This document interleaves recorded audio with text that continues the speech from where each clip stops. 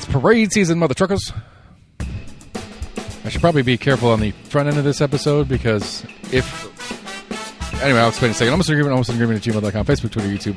Go to the website, almostagreement.com. We're a professional show with professional people that talk about like proper things in proper ways. And you should subscribe to us and tell your friends about us and stay tuned and you'll learn more about things all the time. Like how hard it is to tell the state that you want to teach all kids, not just American kids. It's a whole complicated thing. We'll talk about that among some other stuff. We're almost agreement at gmail.com. We're on Facebook, we're on Twitter, and YouTube. Go to the website. We're on Facebook, we're on X, we're on YouTube. Go to the website, almostagreement.com. We got links to all the stuff in there. We are on all your favorite podcast providers. Do us a favor and like and follow and rate us highly and tell your friends about us and text us. That's a good way to do it. Hit share and text an episode to a friend. So yeah, welcome all of the Rocky Hill parade goers who are checking us out for the first time. This is the adult show, so this is not for the kids. That's why we gave you the flyer and not your kids. So almost agreement, buddy. Here we go.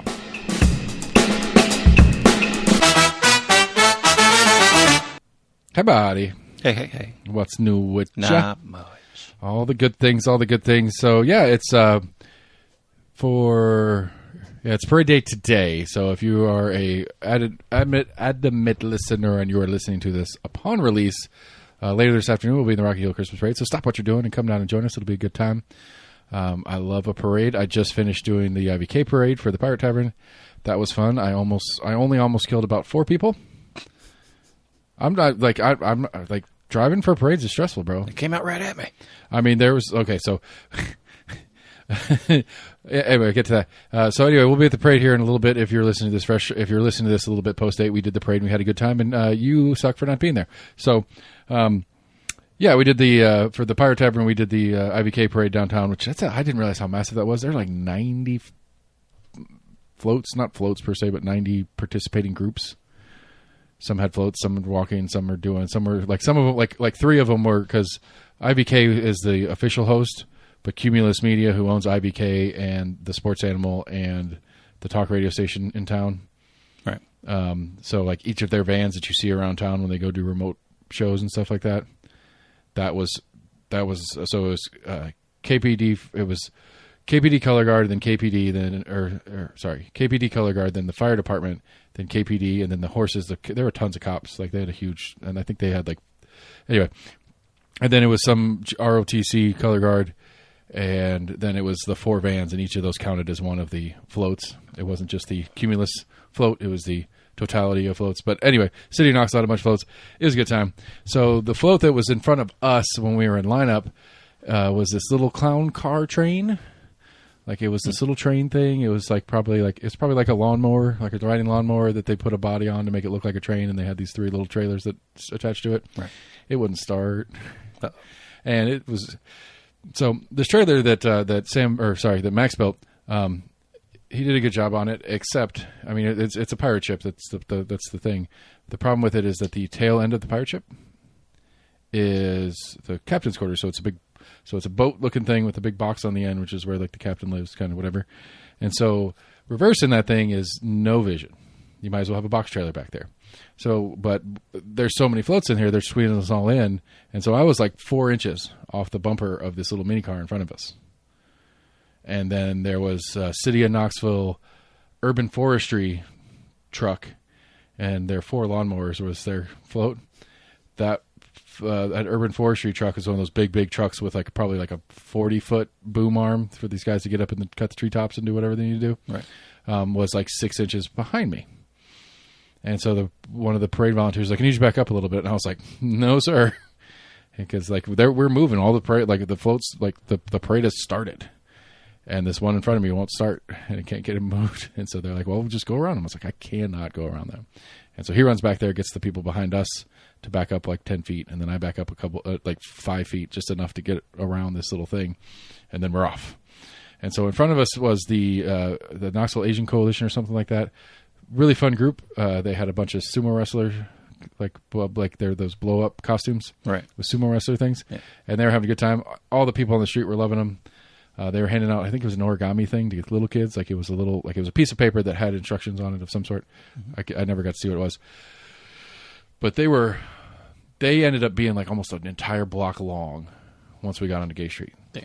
Like the front end of it was doing what they're supposed to, staying close to the front and the front of them, but their whole group just kept getting longer and longer. And then they'd shrink back and get longer and longer. And I'm trying to keep pace with them, but I'm also trying not to fall too far behind so that when they do finally get up and run to catch up, that I don't have 300 yards between me and them again, so I don't have to, floor it to catch up. And so I end up passing a couple of the sumo wrestlers a couple times, and then they run back past in front of me. And but there's a couple times where they'd be in the crowd and then they kind of run back towards the middle and not like they can't see very well because it's this weird little blow up costume thing. Right. So I almost hit a sumo wrestler a couple times. And then there's one kid in particular who has terrible parents and they need to be maybe slapped a few times or something like that, whose parents were not paying a bit of attention. This kid was like maybe 5, and he just kept running basically to the yellow line and back. And not looking, just like, but he was not looking where he was going. He's not looking around at anything because he's freaking 5. Is it part of the group in front of you? No, this is just a crowd. This is just a kid in the crowd. I mean, there were a couple different spots where the crowd really goes in pretty tight, and then it would widen back out and then squeeze in pretty tight. And then I almost hit one of the other Asian people later on because they got into the crowd because they were handing whatever they were handing out, and then they popped back out like right in front of me. So I only almost killed a couple people. Said hi to America Cannon. Said hi to Matt DePartle Baden. Said hi to Lauren Ryder. And that's all of the elected people I saw. I did a lap. Like once we got set up, I walked the entire lineup, trying to see who was there, and I couldn't find anybody at the time because the cool people show up right before you step off. They don't hang out for an hour and a half, 2 hours like the rest of us. True. But yeah, so if you're on your way to the Rocky Hill Christmas Parade, put a leash on your kid or something because I'm not driving tomorrow, and my driver might run your kid over. Just fair warning. That's not cool. I shouldn't say that because if something bad that happens, I'll feel terrible. But I'd say that's always the thing. Like that's always the thing that stresses me out every time I'm in a parade. There's so much going on, and I don't fault the parent per se. I do a little bit, but I don't fault the parent per se that there's so much going on. Like this kid was in a bunch like 7 kids. He was definitely the youngest of this set of kids. I didn't see an adult in that group of kids. So whoever the teenager was that was supposed to be paying attention was doing a poor job, or the adult was somewhere else. I don't know what's going on. But they did do it. They did an addition to the parade this year at the IVK is they took a right on Jackson. The traditional downtown parade goes from the City County building on Gay Street all the way to the viaduct, and that's where the parade ends. They added a wrinkle because they need to make use of the baseball stadium. I'm sorry, multi-use stadium. And so they added a wrinkle where we turned on Jackson and went through the old city. And it was I mean, there was a good crowd. Like, the Gay Street crowd was huge. The old city crowd was me. Yeah. And by the time we got to the stadium, I was like, are we done? Are we not done? I'm really confused. Because what I figured out finally that was happening is the floats that were in front of us, like the people that weren't actually weren't the drivers, didn't have the trailer on it, the people that just got off their float and were heading back to see the rest of the parade and maybe catch up with some friends somewhere else downtown, were walking back the other direction. And so the crowd kept continuing because the crowd was the front end of the parade just turning around and going backwards. Huh. But it's a good time. I love a parade. I joked in the intro that something about school board. I don't remember what my joke was exactly right now, but very contentious school board meeting this week over their legislative agenda. They don't have to vote on whether they're going to ask or whether the school board is going to oppose vouchers anymore because that ship has sailed. But the new one is apparently, and this apparently passed last year on the Senate side, new wrinkle in the format. I didn't realize this was an option. The Senate passed a bill that requires that. So part one of it is it requires school districts to obtain the immigration status of their students, not of the families, but of the students. And then a second part later down in this bill gives the option for school districts to charge tuition to non-resident students, which then implies if a non-resident student doesn't have money to pay tuition, non-resident students don't get to go to public school. Yeah, I didn't hear anything about that. Yeah, and so that apparently passed in the Senate but never got through or into the House side. And so it would come January when they get to work again, it just has to pass through the House and get to the governor's desk. Yeah. I didn't realize they could split sessions like that. Maybe like we've talked about before, they just kind of renumber it for the new session. Yeah, but I just assume that I guess they wouldn't be able to if do it's that. a new number and stuff, then it needs to go through the Senate side again too, I would think. And so it seems to me in the reverse wokeness that is the Republicans of Tennessee, it's probably going to pass. But there's a whole lot of problems with it, like just on the bureaucratic side of it. Let's just pretend we're only doing this for data and that it's not some asshole thing that we want to kick kids out of school. Because one of the arguments from somebody that somebody in the Senate when they were arguing about it was like, these families aren't paying taxes, so they shouldn't be getting stuff. It's like, the fuck they're not. They're Tennesseans. Who pays taxes in Tennessee? Anybody who buys anything. True. And whether you're here legally or not, you're still buying groceries. You're still buying clothes. You're still buying all the things that get taxed. You're paying property tax too, even if you're a renter, because the landlord pays the property tax, and that's tied up in your rent. Right. They may not be paying income tax, but that's federal tax anyway, and the schools don't get any of that, more or less. Anyway, and it's a federal constitution thing that all children in the United States are to be educated at public schools. So apparently this is one of those bills that's designed to bring a court challenge, because whomever apparently, so Jesse was talking about this earlier, apparently like Nevada or New Mexico or something like that had a similar one of these and got all the way up to the Supreme Court, and Amy Coney Barrett recused herself because she had some connection to some part of it, and it ended up a 4-4 tie.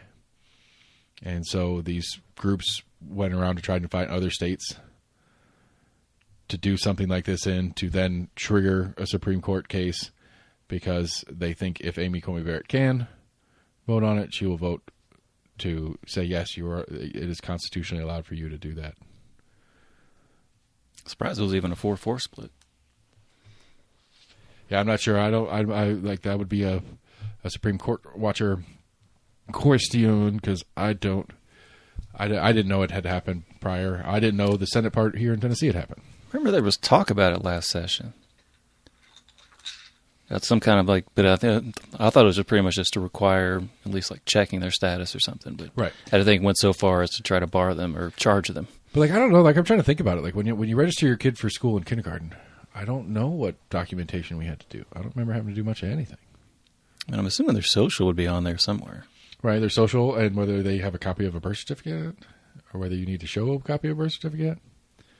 Because other than that, because to me, because the other part of it too is the way it's written is everybody has to be verified. So it's not just which I guess is a good thing, at least in the racist part of it, is so they can't be like, well, you're Hispanic, so we're going to check your status. Right. And you have an accent, so we're going to check your status. But you sound like, Luke Combs reincarnated. I guess he's not dead, so that doesn't really count. Garth Brooks reincarnated. He's not dead either. Anyway, you get what I'm saying. You look and sound like a clone of some country singer. So we're not going to check yours. No, they have to check theirs too. They'd have to have a database basically of it. Which, think about the logistics of that and how hard it is for school districts to get all the paperwork that they need in current format of stuff. Permission slips and like fee collections and all this crazy stuff that they struggle to do as is, and now they have to add this, which will probably be at least one employee who has to set up the paperwork and get it distributed to all the schools and all the teachers, and then receive that paperwork and load it into some sort of system to track it. I think they could probably do it without having a separate form, but I don't know, but I mean, still, like to me, I don't know much about, I know employers have the E-Verify. But are we in a world where okay, so I have a moral objection to this thing that they're doing. I don't want to go through this process. I don't think it's right. I don't think that's the way this is supposed to work. I am an American citizen. My children are American citizens. I'm just not going to submit the paperwork you're asking for. Are you going to kick my kid out of school? You know what I'm saying? Maybe. Maybe, but I'm just saying, I think, because there's a group here in Knoxville that works with other groups around the state that has a step-by-step guide for you to opt your kid out of taking TCAPs. Really? because, and it's some of it's back and forth. I don't remember what the status of TCAPs anymore, whether they're allowed to use it as part of the grade or not again. There was a period of time where they weren't allowed to. And so by default, they're not allowed to require, like they can't require you to take the TCAP, is essentially what the argument was. And so they make it complicated and hard for you to opt your kid out, but you can do it. But there are groups that would give you a step-by-step guide, like who you have to call, here's the forms you have to do. Right. Here's your deadline to turn the request in. I could 100% imagine that there would be that group or a group similar to that would quickly form up and say, this is how to not fill out your residency paperwork or your immigration status paperwork for whether you're legal or not. And they would encourage people to not turn in that information. I mean, there's a thing on some survey that came home for us that it basically was like it was asking. So I remember we talked about it on the show. I don't remember what it was. It was some survey that came home, and one of the questions was was something along the lines of like, do you or anyone in your family work day farm labor or something like that? Like it was real specific, like not even pretending like it wasn't asking what it was asking. And I don't remember exactly what it was and where it came from. And I remember seeing it going I think it was in Knox County. I don't think we have that much like farm workers. Yeah. Yeah, but if you got a cousin in Oklahoma, I think they're just asking household, but I don't know. I'm just saying, but still, it's still like what does that have to do with anything? No. Exactly. It was a workaround to this to what they're trying to do now, to try to get some intel on that question. Yeah. And so, anyway, so the school board was doing their legislative agenda priority list, and that apparently was a very contentious topic that ended up being that it is on the Knox County Schools. The Knox County School Board's legislative agenda to request that such law does not get passed. Although Betsy Henderson, guess what she did? Guess how she voted when it came up? Now it's a weird vote. They're voting to say, please don't do this. Do you think she voted for them to say, please don't do this, or voted to say, either do this or we're indifferent to it? Did she do a present non-voting? She did not. One did, and then ended up having to vote because it came out as a tie, and so that she ended up voting on it, but not Betsy. Right.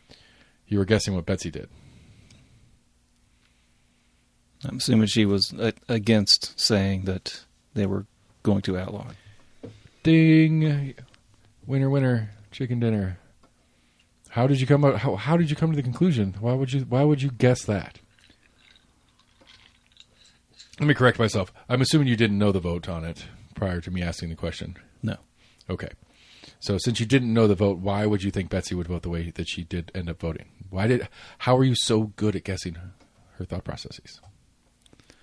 At previous comments, I would assume that she's very conservative, and that's a more pretty conservative kind of line of rationale. I don't know. I mean, you're right, except I don't know how that falls inside conservatism in general, but sure. I guess, yeah, the presumed kind of conservative talking points as of the past few years. Right. I mean, that's really what you're saying. She's very conservative is the more nice and elegant way of saying she sucks in general, and nobody should support her to anything with their children.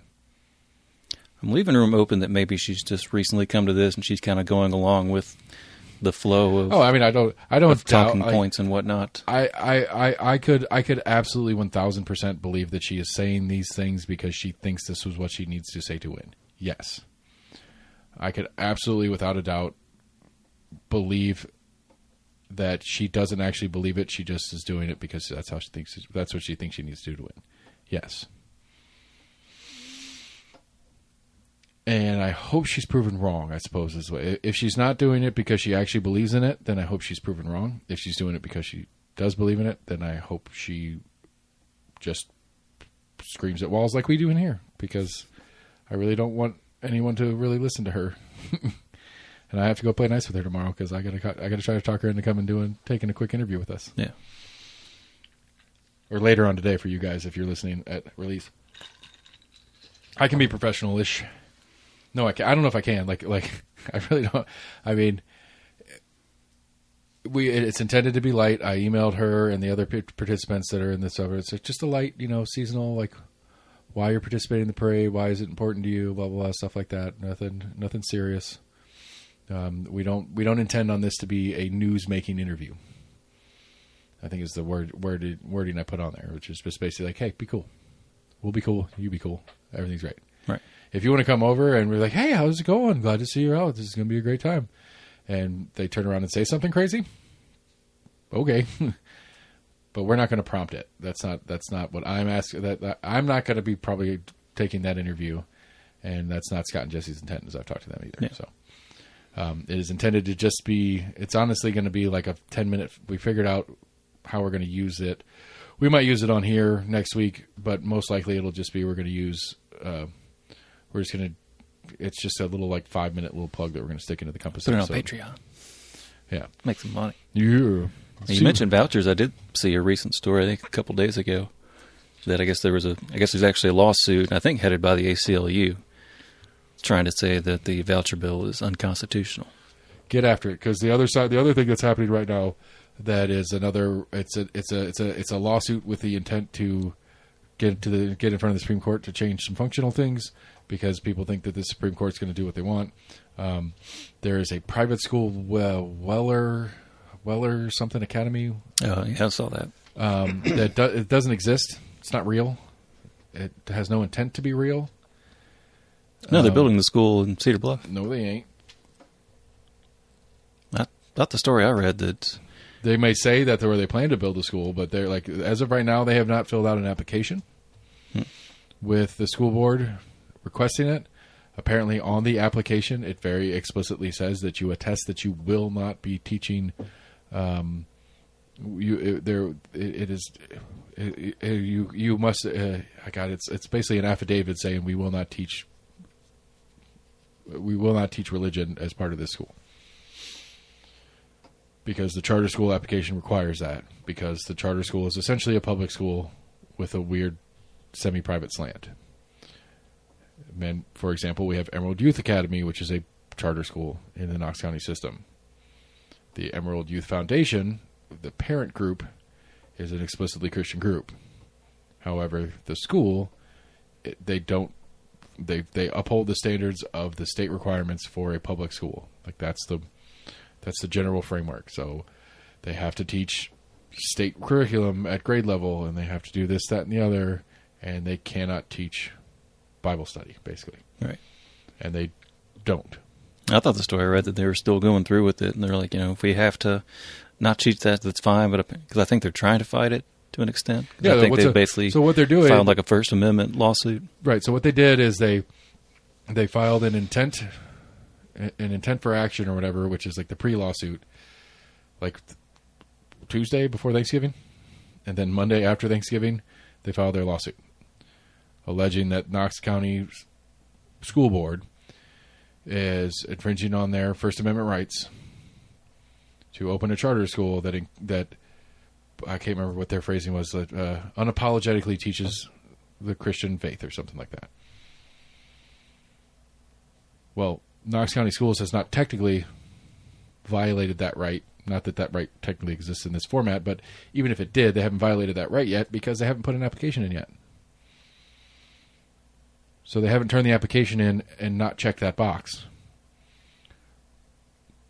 Their argument is that what's the point of putting an application in because we're not going to check that box and they're going to refuse our application. Nothing else on the application matters if that box isn't checked. And so that's their argument on how they're trying to get there. And so I thought the story said that even if they can't be, explicitly religious, that they would still just kind of be a gray area religious school. It would still be a charter school, but I hadn't heard the part that you're talking about because the way I know the way Scott and Jesse were talking about it earlier on their show was that they have like a written kind of plan for what they want to do, but that they've done no real action on it yet. They want to do like kind of like some of the Catholic churches, where like your first period or prior to school, you go to mass or right, which you can't do that as a charter school. To which I asked the simple question of, well, why don't they just open a private school and take vouchers? It's the same general principle. I think part of it is that it makes if you're a charter school, you get funding from the state per pupil that's in your school. If you're a private school, you get funding from the state per pupil who gets the application to get voucher dollars. So it's basically a guaranteed income conversation. And with the limits on how many vouchers are available, they might have more students trying to apply than have voucher money. And so if as a charter, they're guaranteed state money for every student that enrolls. That's the game, apparently. That's the game they're playing. Which I still don't know. I don't get it. It's complicated. Like I have complicated feelings on this. I was talking to the kid today on the way home from school because he asked a couple of his buddies to come help out with the parade, and they said, "Oh, your dad does a podcast?" And he's like, "Yeah." And they're like, "What's it about?" He's like, "It's like politics and stuff." And they're like, "What side is your dad on?" And he asked me, and I was like, "That's an unanswerable question to me, buddy." Because one, I believe the sides are a construct that don't really exist to most real people. Certain topics that go left or right, sure. But yeah, so it was a mess trying to explain, like, but again, it's like the mindset of a freshman in high school is that if somebody does a politics podcast, they are partisan by default. I mean, I would say at least more than half of, quote unquote, politics related podcasts are partisan as fuck. Huh? I agree. Are super partisan. Yes, I agree. But I'm just saying the assumption is that I would argue that half is an overstatement. I would think like 80 or 90%. Like I think most politics podcasts are. I was trying to be generous. Yeah, most politics podcasts are partisan. And then, like most of the most popular of the politics podcasts, except for Breaking Points, I would say, like in the true politics ones, where you're getting into like, Ben Shapiro's and what's the one that's a bunch of Obama staffers? Is it the Pod Save America? Yeah, the Pod Save Bros is what they call them. Is that what they call them? Yeah. And so, like, yeah, absolutely. The Pod Save Bros are a very left podcast.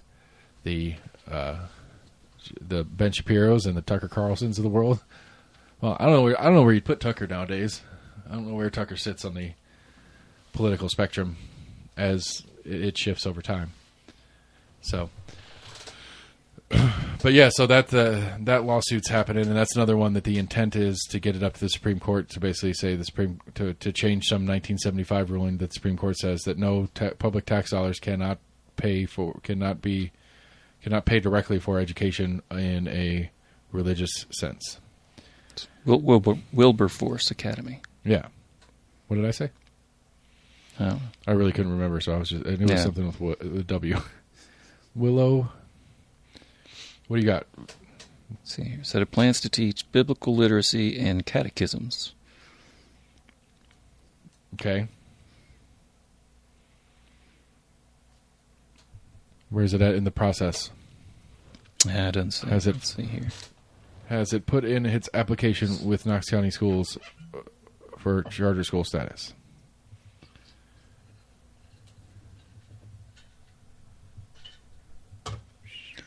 Trying to find where it said that they still plan to go forward just in case.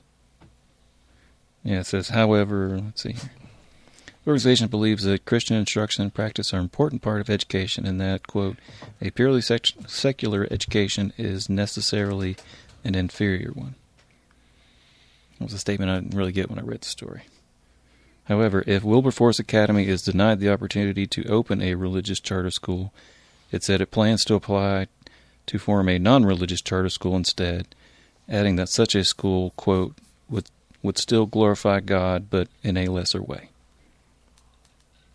So I was saying, I thought I remember reading that they still plan to open up a school and still have it be Christian light. I don't know. It seems like as of this week, they skipped a step. Because does it mention the article about the lawsuit? Yeah. Okay. So why are you filing a lawsuit on the constitutionality of your charter school ability if you haven't actually been denied your charter school ability yet? I thought maybe in there said they had been denied that, or maybe they're preemptively. Well, no, I don't think you can file a lawsuit without any kind of. That's what I'm saying. The argument is that it's not worth right. The damages would be that they denied our application, right? But since they haven't done an application, you can't make that argument. And so the only argument you can make is that we didn't bother doing an application because we know we're going to fail it because we're not going to check that box. Now, if they're trying to make that restriction, that state restriction or whatever, unconstitutional. Yeah. Which I don't know, because that's the other thing too. As I was talking to the kid on the ride home, it's like, I have a hard time with schools in general, in the governance and politics part of the conversation. I have a hard time with schools. I think it's important. I think it's important that you get in here and you learn some stuff. But at the same time, it's like, I'm not sure who should be in charge of educating our kids. I would like to, if I was going to go into some wet dream of society, it would be normalized, buying health insurance. That's not bad, not a good example.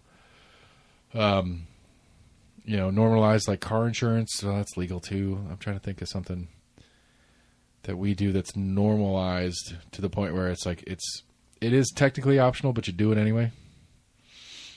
Everybody just does it anyway because it's just one of those things that everybody does. So you have a kid. Vaccines might be one. Circumcising a boy. That was one for me. It's I don't know. I'm circumcised. I figured that's not what we do. Yeah, do it. I didn't years later. I thought about it. I was why do we do that? That's one thing that was it Adam Ruins Everything? I remember he had an episode on it. I think that's kind of what he mentioned, was basically it was more of well, my father did it to me, so it's just kind of become this. It absolutely was that. And I'm not sorry that I did it per se, but at the same time, it's we just did it. Yeah. And had I thought about it some more, I'm not sure we would have done it. We might have still done it. I don't know. But it was just not something that when I was 27, 28, when we had our first one, and I was yeah. The doctor comes in and is you want to do this? I'm yeah. Because go ahead and do it really early. Right. Of course we do. And then a couple of years ago, now that he's 15, I was why did we do that? I don't know. There was a myth that it was more sanitary. Right. Yeah. Right. Yeah. And whatever. Right. But for whatever reason, it's just normalized that we do that thing. If schools were that way. I mean, I think it's popular. But it was all private schools. In Judaism. Yeah. But I'm just saying, if we only had private schools, but it was normal in that same level of you just do it, of course you do it, and there's a generic format that everybody does it in, and so everybody's going to school anyway, but it was in a private format. That would be my preference, I suppose, because I do think I can get behind some of the true argument of parent choice. I don't believe anything that the Republicans in Tennessee are actually parent choice. It's people that want to send their kids to private school kickback. Right. That's what the voucher bill is. This attempt of charter schools of making religious charter schools a thing. It's just a way for these charter schools to get state money without having to go through more process of dealing with vouchers and having to deal with the private school process. I think that was the main argument that this lawsuit, which I don't have that much faith in. Just because other states have it. Give that joke another second, man. That was good. Yeah. Don't just gloss over it like you didn't just drop. Well, it was a previous subject, but anyway, you don't have a lot of faith in what? That it's going to go very far just because other states have it. So I'm not sure what kind of district court would try to strike it down. What? Because I think their main point was and most people assume it is true, but it's hard to get all the numbers for it. That at least Oh, the I think, kickback? basically a kickback. The most of the people that got the most recent vouchers Yeah. were Well, kids half that the were people- already in half the people did. were kids that were already Right. enrolled in private schools. I mean, half the people could at least afford it, whether they were already affording it anyway. But yeah, I'm sure. Yes, I am 100% certain that the enrollees at Catholic here in Knoxville, for example, there were probably a handful of new enrollees that wouldn't have been enrollees otherwise, had they not had the voucher as an option. Yeah, I'm sure it's a very small number. But to go back, it's just like, I don't know, like, I don't necessarily think it's. I don't think the incentive structure that's put in place in a public school system. I guess the easiest way for the easiest way for me to break this down is the incentive structure in a public school system is fraught at best. Because the incentive structure, if the state's paying for it, the state's going to protect itself. The state's going to want to foster the things that it wants to foster for its best ends. Which is why we have such a hard time thinking about and discussing slavery all of a sudden for some reason. And like we look bad when we acknowledge that we did something shitty. It's like, yeah, but we did something shitty. Just, be an adult here and say, okay, here's a dark part of our history. This is something that at the time everybody thought was okay. Now that we're looking back on it, we realize it wasn't okay. Same thing like with the Confederate history of the South. I used to be one of those idiots like, oh, it was like a states' rights thing. And I'm still there's still a little bit of it that's stuck in the argument. But at the end of the day, it's like, what are we doing here? Like, in a roundabout way, it was essentially the states' rights to still have slavery. Yeah. In the fifth third compromise or whatever. I don't know if the kids get to learn about that one anymore, which is such a gross. The Missouri Compromise? No, the fifth third. For every 5 slaves you own, they count as 3 people, but not voting people, but for representation purposes. So if you had 50 slaves, just for simple math, if you had 50 slaves and you and your family of 5, right? You had 5 people in your family and you guys own 50 slaves. For representation purposes in the federal government, that counted as 35 people. Yeah, okay. Now, only 2 of those people could vote, because it would be the adults in the household, the white adults in the household. The other 53 people couldn't vote, but those 2 people got to vote representing 50 or 33 people. I think it was it was the fifth third. That sounds about right. Fifth third conference. There was also like a blood thing as well, that you were considered black if you were at least like 25%. Right, which they didn't have DNA testing back then. They couldn't prove that shit. No, but the communities were small enough that you knew for the most part whose father and father was. Whose granddad was black. Yeah.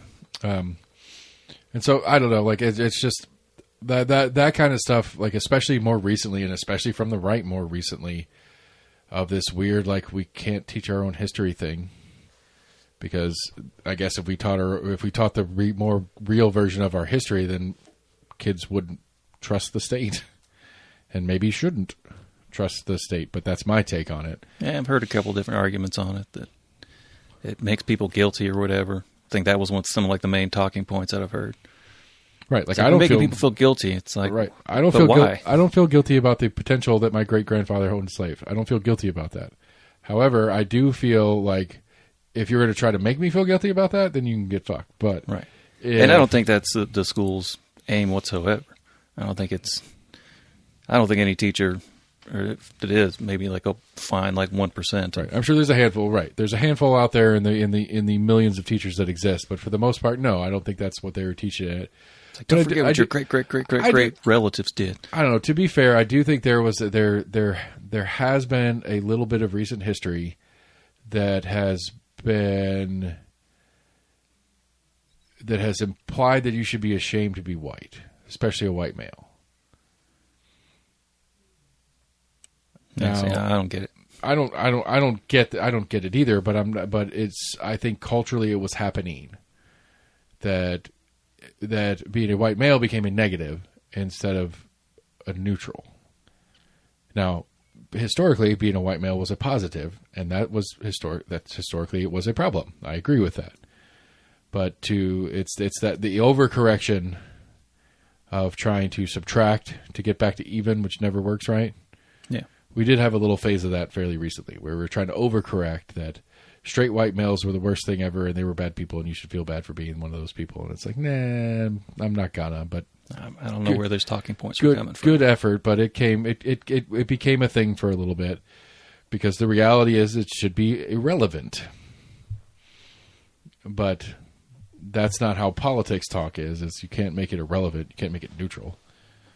Like Trump brought it back to trying to I think that's where a lot of the white supremacy uptake comes from. I think there's two separate super real racist things that are happening right now.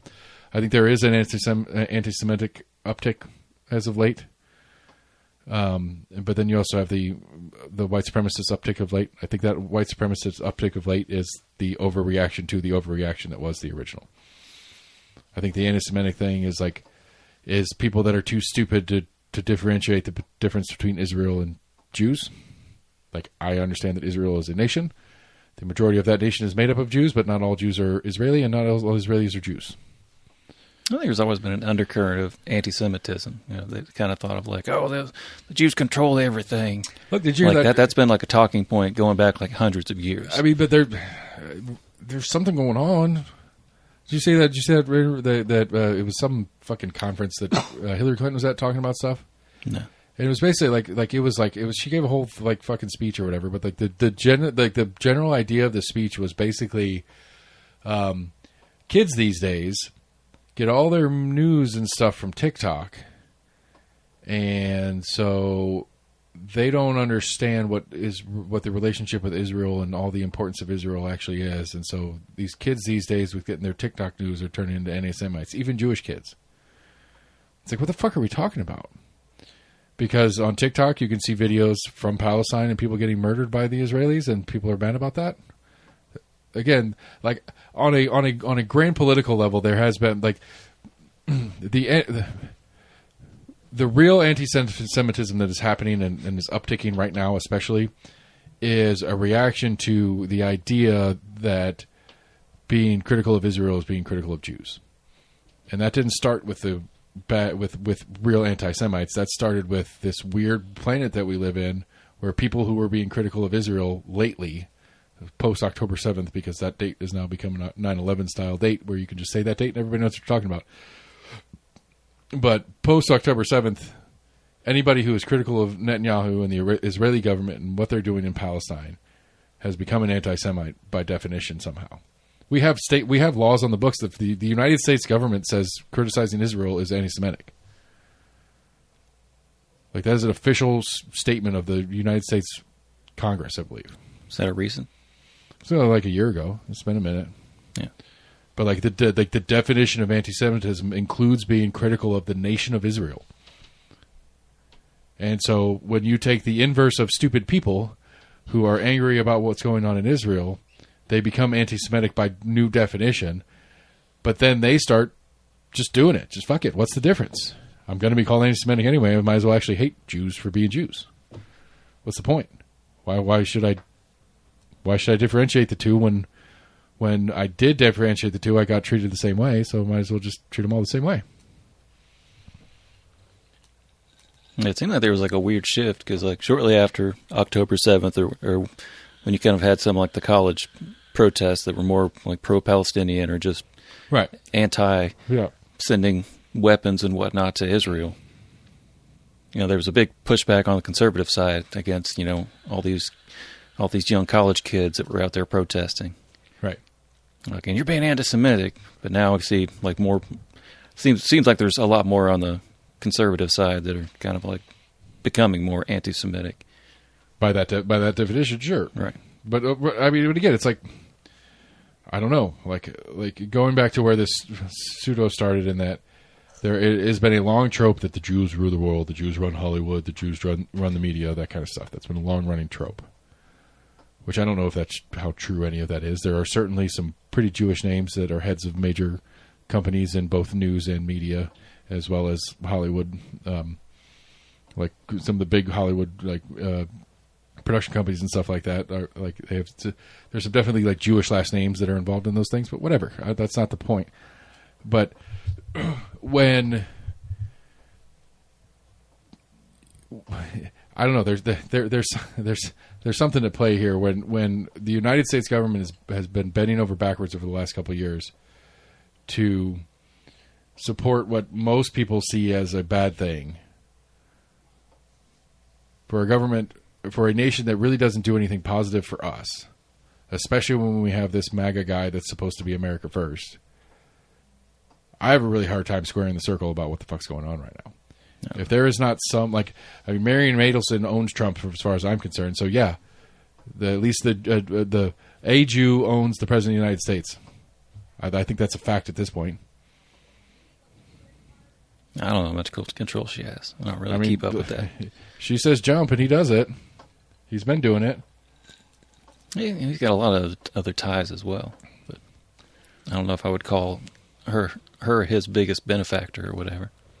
I mean, she certainly has a significant amount of influence.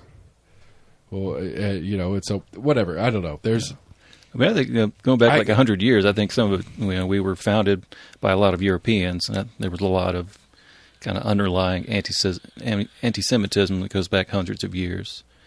Well, they had like the thousands of years pogroms or whatever, where they basically just called them like evil and like rounded them up and burned them at the stake, etc. Yes, the Jews have suffered terribly on the hands of the world in general. Yes, I think a lot of it just kind of goes back centuries. I don't think it's a more like recent thing. I remember he's not the former owner of a German restaurant around town. He had some kind of like smaller like pamphlet that was like anti-Jewish and stuff. He was straight up from like southern Germany. I was like, what the fuck You used to work for a Nazi dude? Huh? No, I didn't work for him. No. He owned a German restaurant. Oh. Yeah, I don't know. But I was like, what the fuck is this? But again, like when this whole thing started, and I think we probably talked about it prior to that, like I don't understand. I've never understood our relationship with Israel.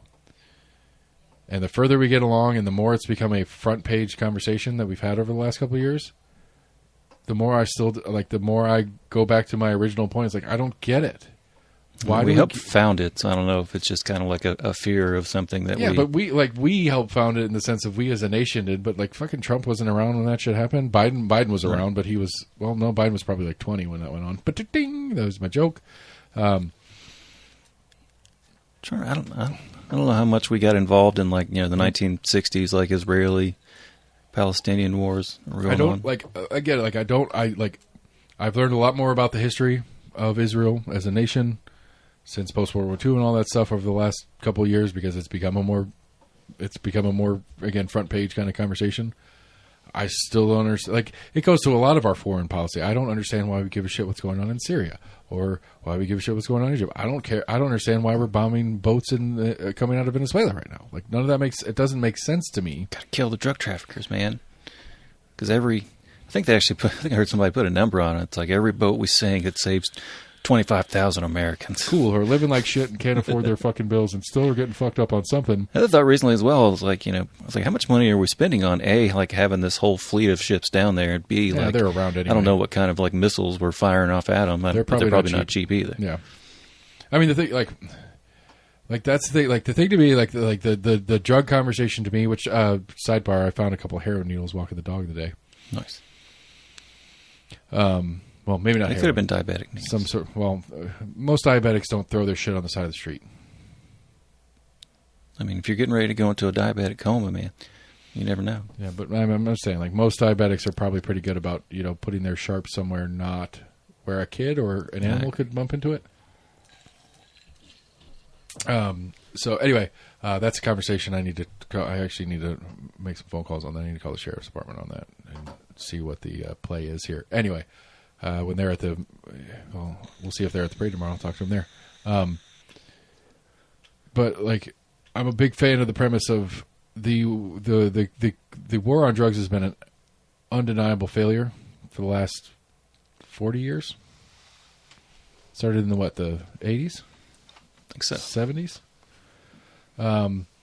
Because the way you win the war on drugs is not by getting drugs off the street.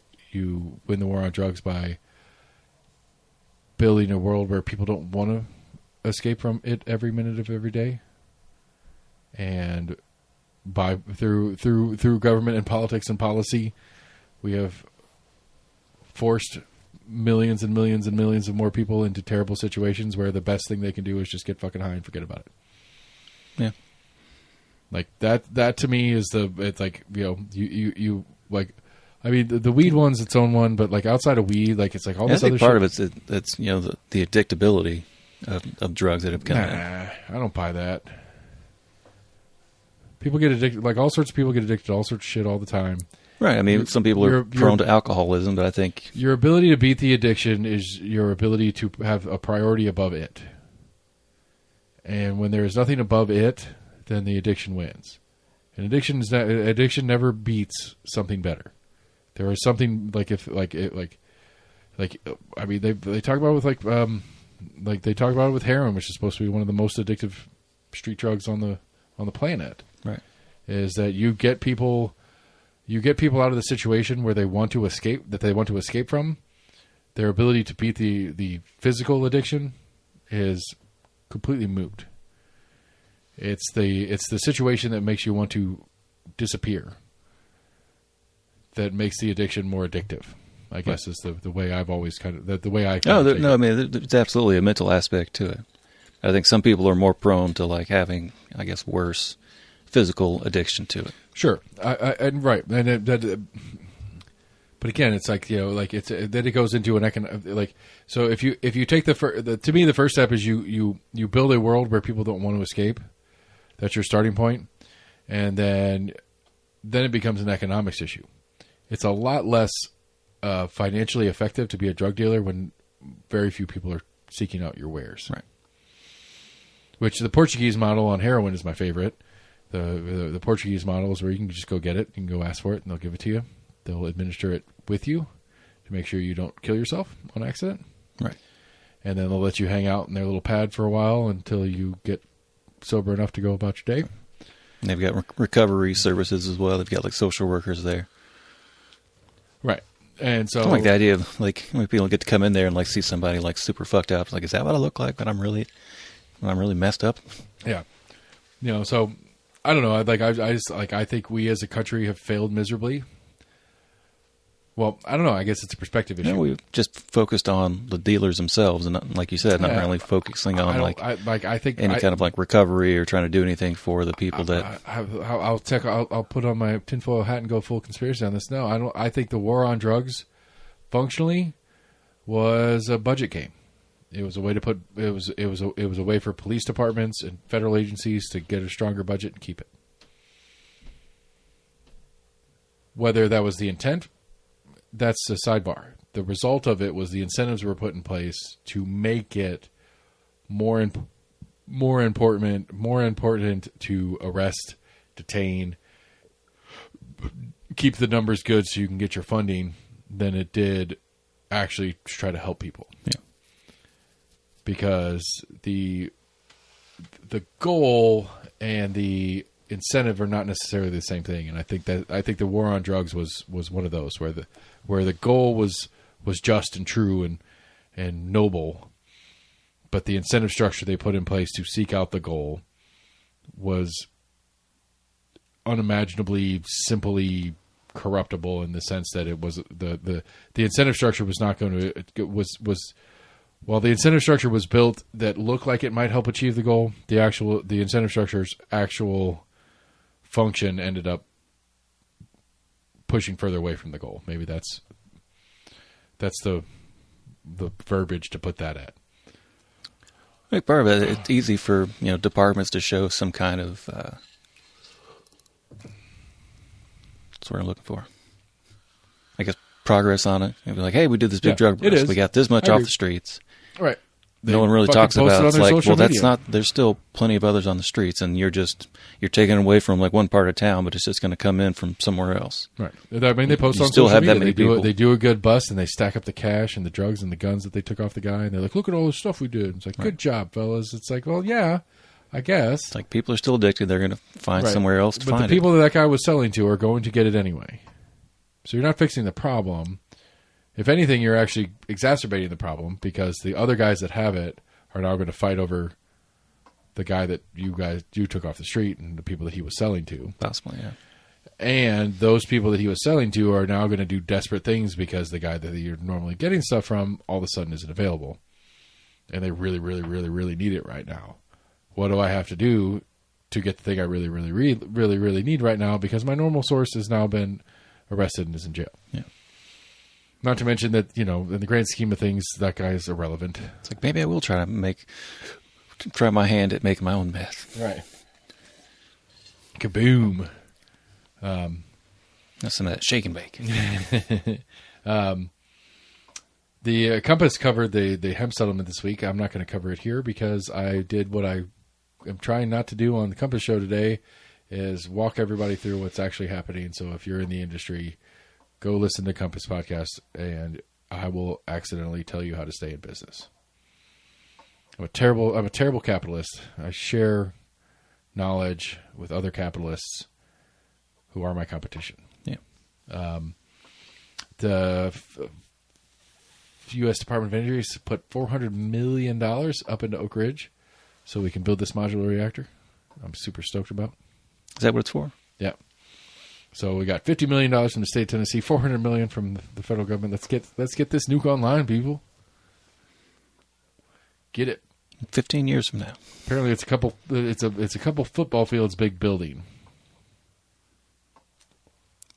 Originally, I thought they talked about having it be like a test site. I think it'll be semi-functional, but it was more of like a testing for it being expanded upon or whatever. Which this kind of frustrates me, and I don't know enough about it. And I'm sure somebody could explain it to me better. But to me, what they're doing is they're taking the nuclear power plant off of a submarine and putting it somewhere and plugging it into the grid. What are we testing? What are we doing? Now, yes, I understand a nuclear powered submarine costs $500 million or something like that. I understand that they're super expensive when Lockheed or whoever it is that builds subs for the U.S. military, for the Navy. I understand they're expensive boats. They call them boats? They're boats, right? They still call them boats. Not sure. They do. I'm pretty sure. No, they used to call them U-boats or whatever, but underwater boats. Exactly. Anyway, so... the aircraft carriers and too. They're gajillion-dollar machines and stuff like that. And I understand that, but they're also more. It's more than just power generation and why they cost so much money. Right. We're talking about a steel tube that we can put a couple thousand feet down in the water and it doesn't implode. And people are on it and they have life support systems and all that kind of stuff. Right. We already have the power generation. It's not new. I don't understand why it's so goddamn expensive.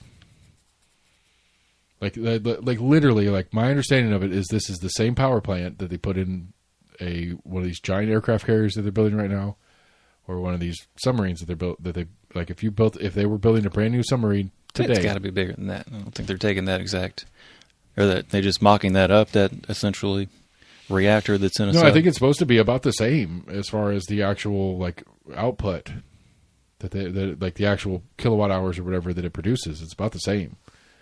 The modular thing that they're building, that this test thing is in Oak Ridge, is that the idea behind the whole thing is that it's depending on the need for application, is we can put one in a small town, or if it's a medium-sized town, we can put 4 together and attach it to the system, or we could put 2 on part of town and 2 on the other part of town and then put it into the system.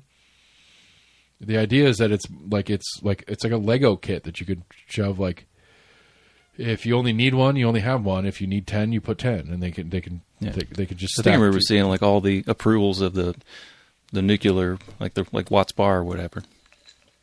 That each one itself isn't the same as the other ones.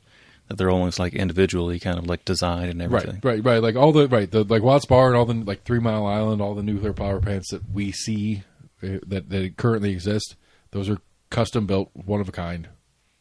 No one is like the other. Yeah. No specific part. Yes, a valve is a valve or whatever, but each one is specifically, uniquely designed exactly for what it is and where it is and what it needs.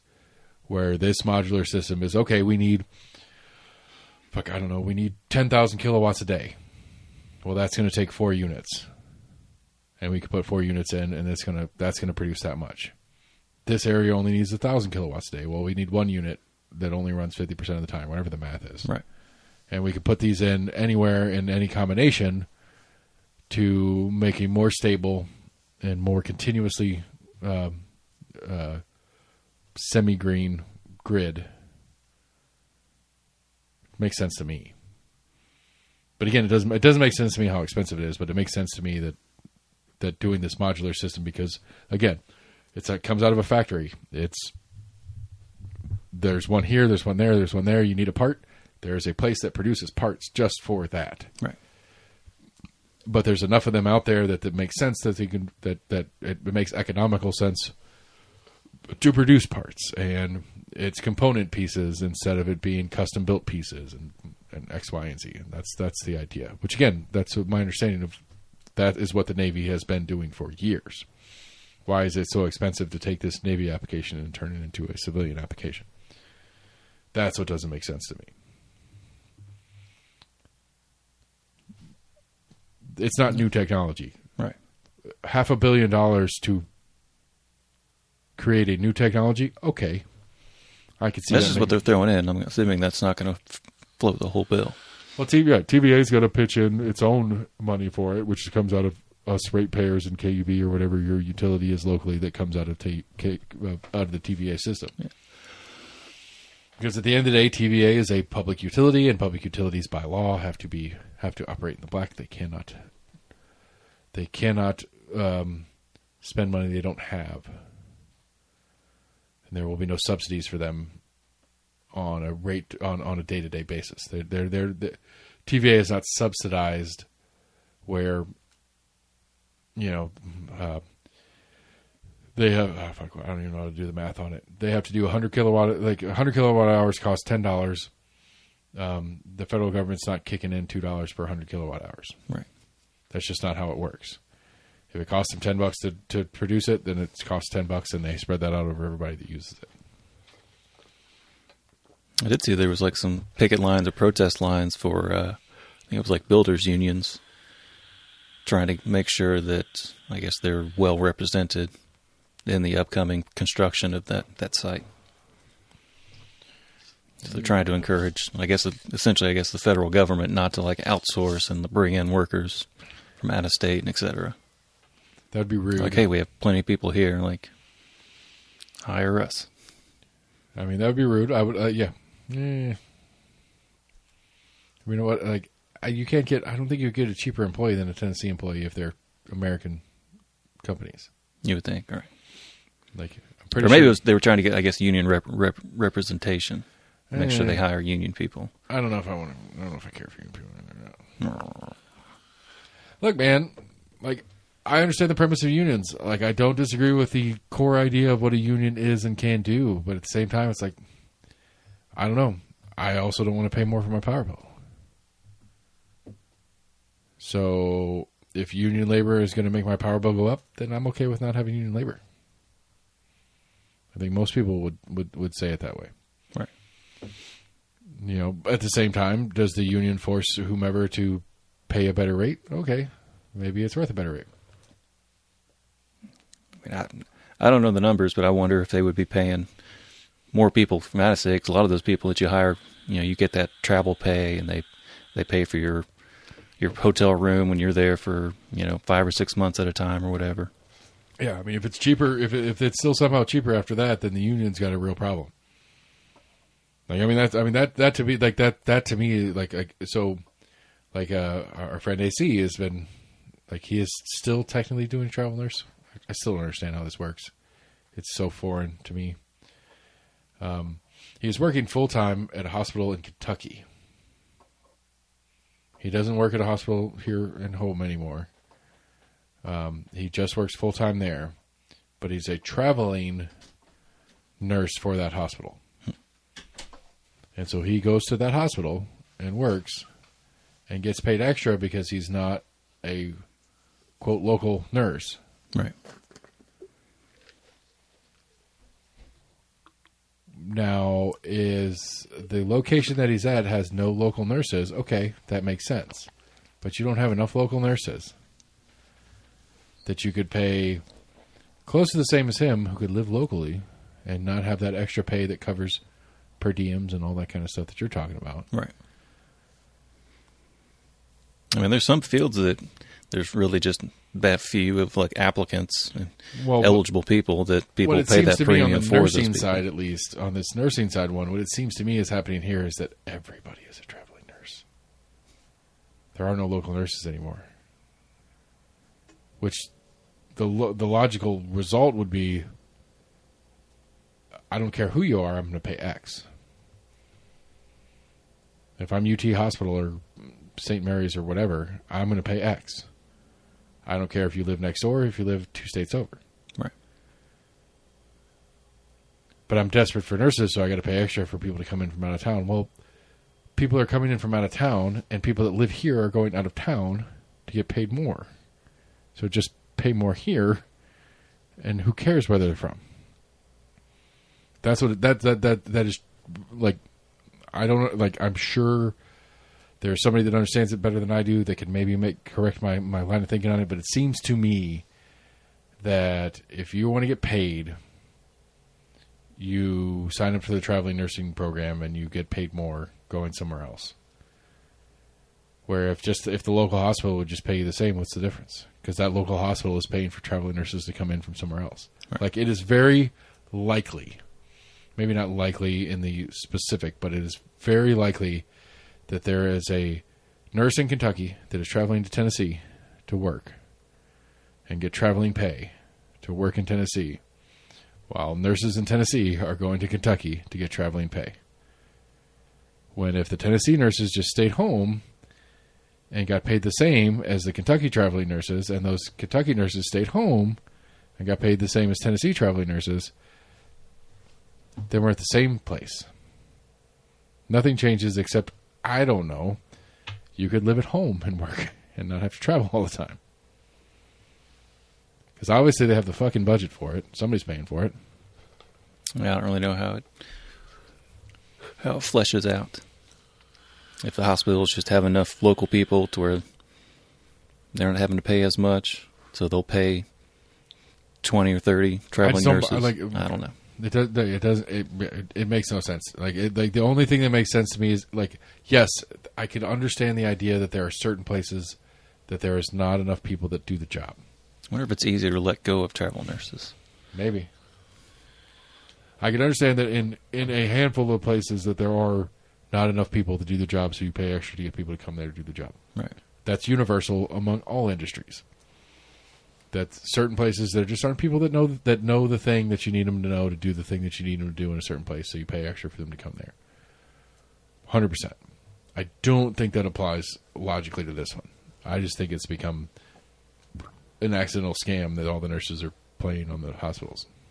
Well, there's been not about a huge, but I mean, there's definitely been some, like, of a healthcare, like, fatigue that a lot of them went through. So there's a lot of people that just, decided to leave healthcare for whatever reason. Either they were aging out or just they got burnt out for 2 or 3 years during COVID. I don't know, man. Like, got tired of being, like, yelled at from people. I don't know. Doctors are ripping everybody off. There's something. There's something that doesn't make sense in the whole thing, because, like, attrition. That's what I was looking for. Yeah, but there's a lot of money. There's a fucking lot of money going into this thing. Like, we have the most expensive healthcare system on the planet, and nobody can afford it. Right. Where's all the money going? Insurance companies. Like, if the people that are doing the actual... Then filters down to collection agencies. I mean, that's what I'm saying, though. Like, if there's that much money in it, but nobody that's doing the job is actually getting paid, what's going on here? Getting paid, but I mean, some people, say for a lot of nurses, it's a pretty thankless job for what they're doing. A lot of them work long hours. I mean, depending on the specificity of the job, like, again, there's a whole range of levels of how much you get paid depending on what kind of nurse you are and what you specifically do. But right. That depends on the education you have. That depends on the experience you have. Blah blah blah. That's every fucking job on the planet. Every job on the planet, like, we can Anybody at any job could pitch a fit and be like, I'm not getting the recognition and the pay that I deserve to do my job. Okay, quit. And the true economic result is either I find a replacement or I can't and I have to pay more to get you replaced, or I have to pay more to get you to come back. Well, you say I don't think that's real. Call centers, restaurants, basically have a pretty high turnover rate. Yeah, but they don't pay anything. For the most part, nurses get fucking paid. Most nurses get paid. Again, it depends on the specificity of the nurse and blah blah blah blah. Right. I don't think there's a full-time nursing job that's quote unquote a true nurse, and that's a fun little definitional game that I guess probably needs to be sorted out for this conversation. I don't think there's a nursing job that's less than 6 figures anymore. Possibly. If you're going to, then how much debt are they actually trying to get out from under as well? Well, that is a whole separate sub issue that is a problem. Right. But that's not the problem with that is that's not the consumer's fault. If I go to a hospital, if I go to a hospital because I have a health issue, and I need you as a nurse, it's not my fault that the world that we live in puts you into 6-figure debt for you to get the education you need to do that job. It is a problem, and it's a real problem that needs to be talked about. But it's not; those are that's truly apples and oranges, and that they are separate issues that they're still fruits. They run into each other, but the pay required to do the job is irrelevant to the debt you accrued to have the skills to do the job. That's because the education system, because the cost of education and the skill, the cost of education and the education that you get are not dollar for dollar logical figures either. Like you should go into debt to get the education for a job that has the pay. Like it should cost more to get the education than get to the job that pays more. Right. It shouldn't cost 6 figures to get the education for a job that's never going to pay 6 figures. Or, a heavy 6 figures that's enough for you to pay off a 6-figure debt and actually live a decent life. Yeah. I mean, those are two related but separate issues that are their own problems. And we can argue either one, I guess. I just need to pick one or the other. And right now we're arguing about it's too goddamn expensive to get health care. And the people that work in healthcare's debt is not part of the conversation. Ought not be part of the conversation, to me. Because part of that, there's lots of that. There's lots of other sub-problems. Like it shouldn't cost so goddamn much to go to school. That doesn't make any sense in and of itself. So yeah, I'm not gonna. I refuse to allow that to be part of that conversation. I'm sorry you took on debt to get the education that you wanted because you wanted to do this job. That sucks. But that's you not getting paid enough to pay off your debt is not part of the conversation. Right. But it's a slice of the pie of the it is. You're right. Of the facilities budget, basically. It is. It is indeed. I don't know. I don't know how to. That's a mess at best. But I mean, I don't know, like how going back to our modular nuclear power plants. Step 1, make energy cheap as shit. Step 2, make education cheap as shit. Figure it out. It shouldn't be this goddamn expensive. Just do it. I'm just saying, those two little generic phrases I just said would help correct a large percentage of the drug problem. We don't need to kill people in boats in Venezuela that may or may not be drug dealers, because people with educations that aren't in ridiculous amounts of debt that can go get work that pays enough for them to live a fulfilling life don't go do drugs. Like, those two things solve a million problems. But I don't think that our political class is interested in solving any of these problems. Not to a large extent. Not to any extent. You're trying to alleviate the problem. So like chip away at it so they show progress. Yeah, I don't think they're interested in doing anything about it. I think they're interested in the big bank that wants them to add additional things that they can make sure they can collect their whatever from these kids that take these loans. I think they're more interested in those things. I think they're more interested in making sure the pharmaceutical company gets all the money they want out of whatever the fuck they want to do with whatever the fuck they're doing. Yeah. Even though 90% of the research that went into the drugs that they're making was funded by the federal government and state governments in research institutions at schools that could stick on debt to do the research work for the professor that's doing the thing. They don't care about any of that. They care about the people that are funding their campaigns and putting money into their slush funds. Because at the end of the day, Trump's going to pardon you when you get busted for some corruption thing anyway. So who cares? I thought it was odd. It was like he pardoned a Democrat, for fuck's sake. I did see that. I can't remember what exactly they did. It was like $100,000 of campaign funds or something that he and his wife. The numbers are crazy. Like the numbers of pardons and stuff in general over the last handful of presidents have been crazy. But Trump's done like 3 times what he did in his first term. And it's we're not even 1 year in. Exactly.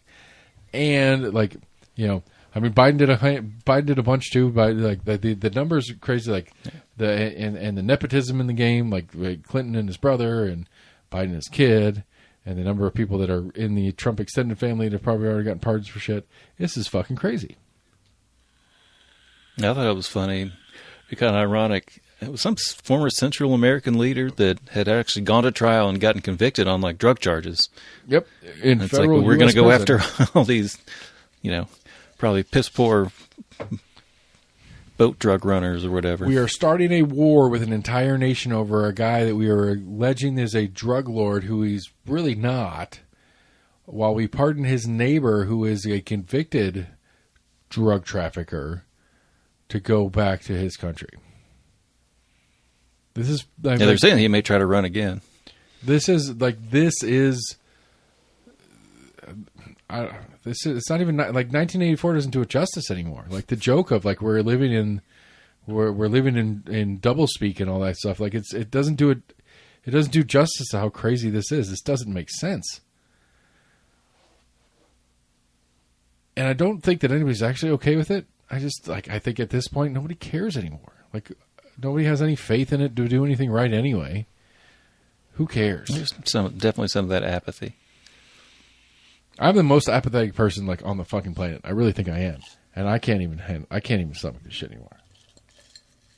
And to be fair, I don't really care about some foreign guy that they let out of jail for whatever. I am actually fairly apathetic on that one, but you know, like, I just think it's ironic to say we're fighting the war on drugs, but hey, we're gonna right because it's not like I mean like that was one of the things again going back to the conversation in the car with the kid.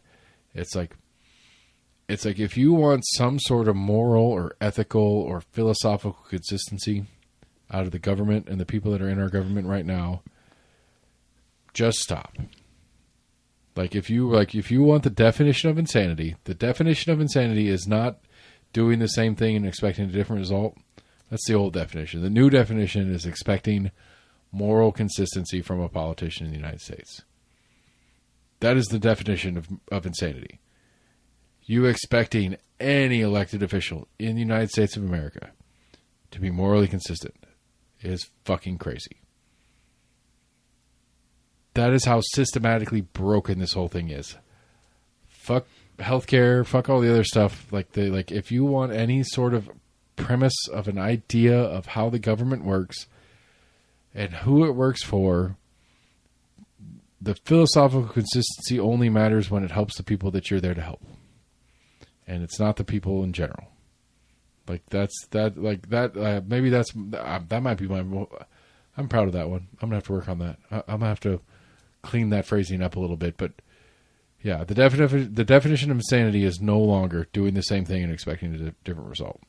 The definition of insanity is expecting an American politician to be morally consistent. That's the definition of insanity. Like if you expect a Trump, a Biden, a Pelosi, McConnell to be morally consistent, then you need to go get the Zoloft or whatever it is, because you're the problem. Yep, I'm good with that. I take that. I'll take that to the bank. Gotcha. I like it. Like I like that to the point. It's not wholly untrue.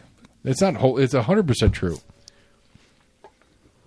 Because one of the worst representatives that we've had in the United States in decades. That's probably not a fair statement. That's an overstatement. But a very bad representative that we had from Georgia very recently quit her fucking job as a representative from Georgia because she was morally consistent and the people that she followed weren't. That is crazy. She was awful. I don't know how much she focused on insurance, because that was one of her sticking points with, I guess, with the government shutdown and everything. It doesn't matter. The idea is that, like, she was awful. She's an awful human being. She believes in awful things. But the people that she followed in her awful things couldn't even be morally consistent in their awful things. So she quit. She gave up. Yeah. That's crazy. Like, that's truly crazy. This one was like Mr. Smith goes to Washington, gets in, and it's like, what the fuck is all this? Right. Except Mr. Smith is crazy. Never mind. Like, Mr. Smith is at a level of crazy. And it's Mr. Smith goes to Washington. If Mr. Smith was the worst version of a Mr. Smith, and the people around him were worse than him, and he couldn't figure out how to handle that. And then he passed out with the filibuster, which is fun. Yeah. It's a great movie. I think I've only ever seen bits and pieces. I just know the premise.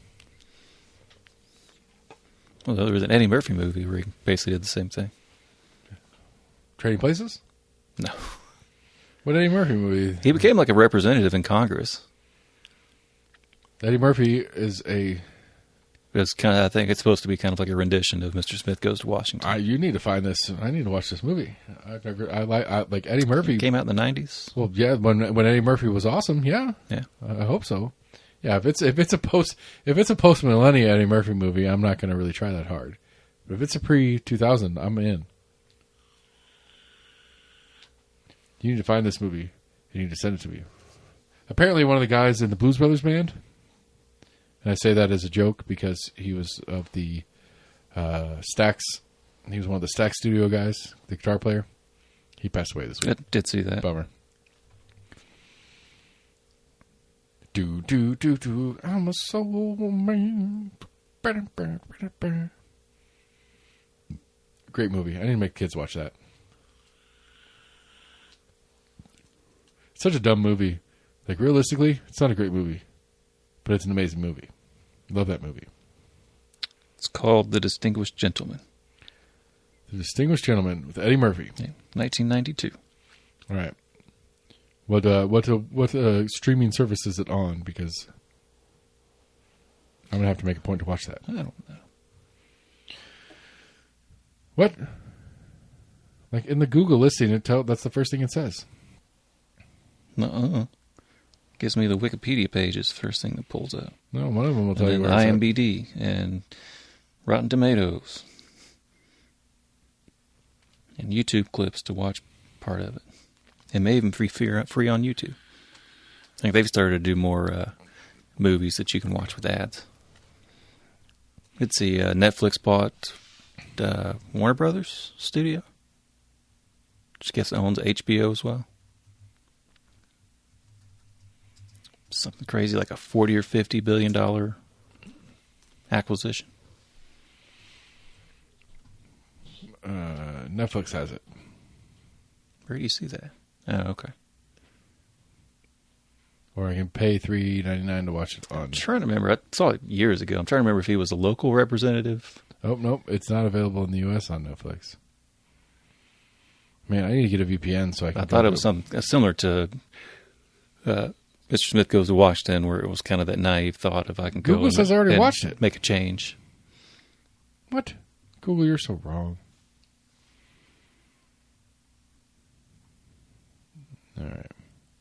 I'll have to figure out how to make a point to watch this film. I'm pretty positive it's supposed to at least be pretty akin to Mr. Smith Goes to Washington.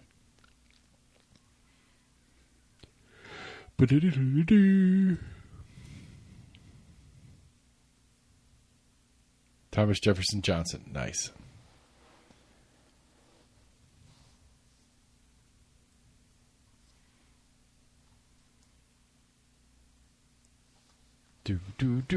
Oh, Golden Child's a good one. Big Trouble in Little China was a clue on Jeopardy this week. Yeah.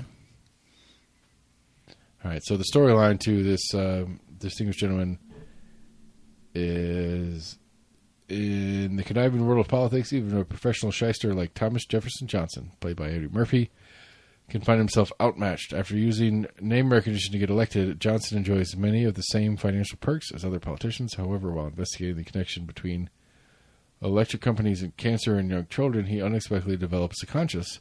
Unfortunately, fellow Congressman Dick Dodge, played by Lane Smith, isn't about to let him rock the boat. That's the thing that bothers me.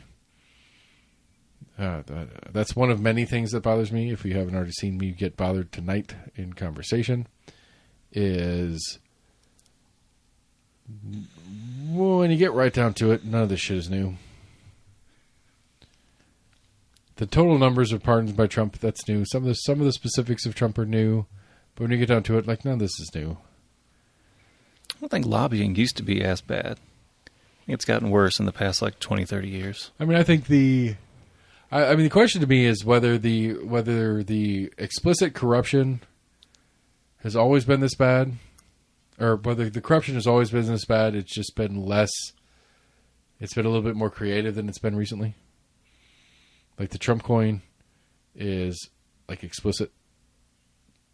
First Trump term, people, the Saudis like renting half of 3 Trump hotels at the same time. Yeah. The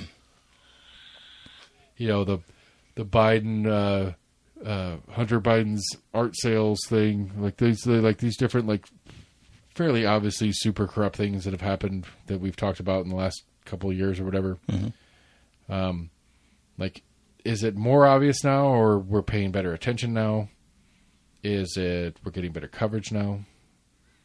I think there's that possibility of better coverage.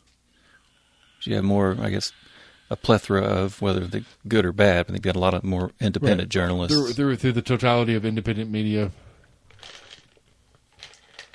which at some level doesn't give mainstream media the excuse to ignore it. It's a little bit easier to find this information now. You used to have to pick up the phone, call somebody, or actually send a letter to whatever department in the government to request records for this or that. Well, it's more request facts. It's more instantaneous when it is. Yeah, I don't know. I don't know. It seems like a lot of this shit has been going on for a long time. It's just more. I think it's more obvious now. I think it's more attainable information now than it used to be. I think that's 80%. I think Trump is the other 20%.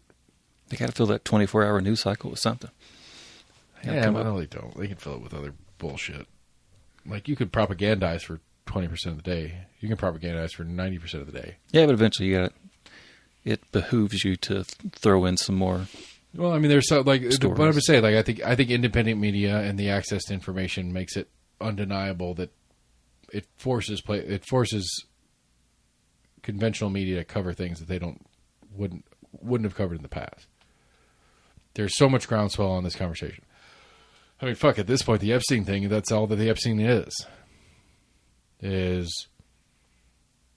regular media doesn't care about it. They don't want to cover it. NBC News doesn't want to cover Epstein anymore. I don't think they ever did want to cover Epstein, to be honest. It's just, every Tom, Dick, and Harry wants to know more about the story. Right. They're going to look at what's trending, basically. Right. You cannot deny the power of that story. So you have to cover it, and then it becomes the economics of attention span is we need to break something. We need to bring something new to the conversation because that'll get more people watching us on this. And so it forces that. And so that's the silver lining, I guess, in what's going on right now. I just don't know how to break the machine. Because that's the thing I was telling my kid in the car today. It's like, we have this left and right, and it's like the left and right is this construct that's been built that there is only A or B. Which is why I like to call myself a libertarian. One of the probably the core reason I like to call myself a libertarian is because I like to identify with a party affiliation that isn't one of the two. Right. Like, honestly, the deeper I've gotten into this, the more I would call myself an actual independent, is that I couldn't give a shit less about some party affiliation. I don't care about it. I don't think I ever really did. I just like the idea of affiliating with something that isn't Republican or Democrat, because I think the Republican Democrats are really just one thing. So a story about some, I guess, kind of nationwide kind of organization that's trying to get more independents onto ballots, because they're seeing, I guess, within the public a little bit more of a desire and kind of disillusion with the two-party system. Good. And trying to get more independents in. I would love the idea of just taking it some. But even independent's a very vague term. It is, but like that, but good. Like independence basically just means like I'm not Republican or Democrat. Right. I'm independent. But then it means it's about you. It's about you. It's not about who you answer to or who you talk to or who you deal more with. It's about you. I guess there isn't like an INC, Independent National Conference, whatever. What I'm saying, like it isn't, like there's absolutely a machine at play. The machines have been at play forever. Prior to the U.S. system of government, there's always been political machines that realize different ways to achieve power for the for their political ends. A true independent candidates for conversation's sake, a true independent candidate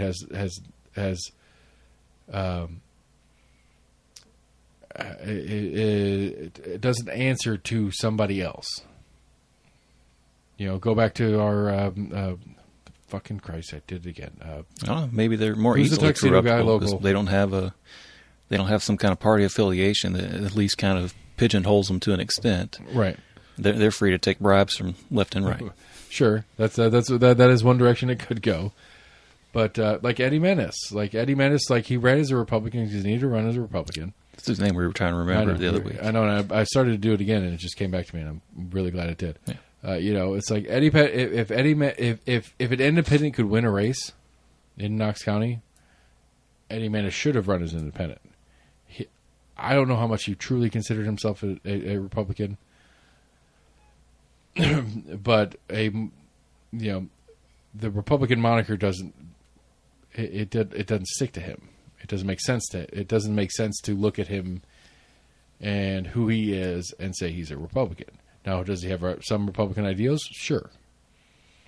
But is the totality, because the problem with it is that it becomes a totality issue, is that the totality of your thought process is a Republican. Like, well, no, I'm an individual. There's certain things that the party, quote unquote, says are important that I don't think are important. Or there's things that I think are important that the party doesn't care about. Or that the party's against. If we had a lot of true independence in play, then you take a lot of that conversation out. Where, like, I can go issue by issue. Like, what issue you want to talk about? All right, here's where I'm at on this issue. Here's where I'm at on that issue. Instead of, it's assumed that you are here and here and here on these issues because you have the R next to your name. Yeah. Because it's assumed, like Eric Wader. I won't say that. Never mind. It's assumed that you don't have that you're not attached to anti-trans agenda because, or it's assumed that you are attached to anti-trans agenda because you have the R next to your name. And what we want as R's is for all the people with R's next to their name to vote the way we want them to vote when we have an issue at play.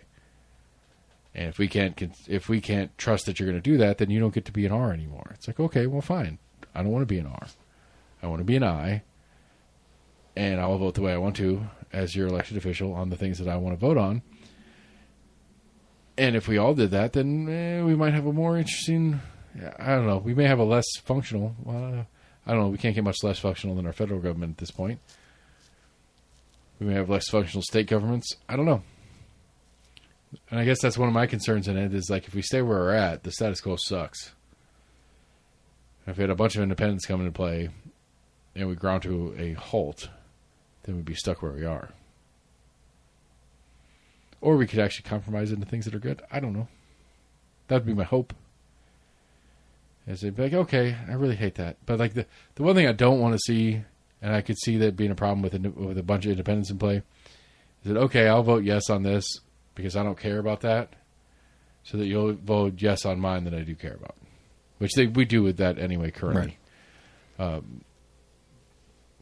But I don't know. Like, I think you need to vote your conscience as you see it for your constituency, regardless of the trade-off for your future thing that you want from the other person.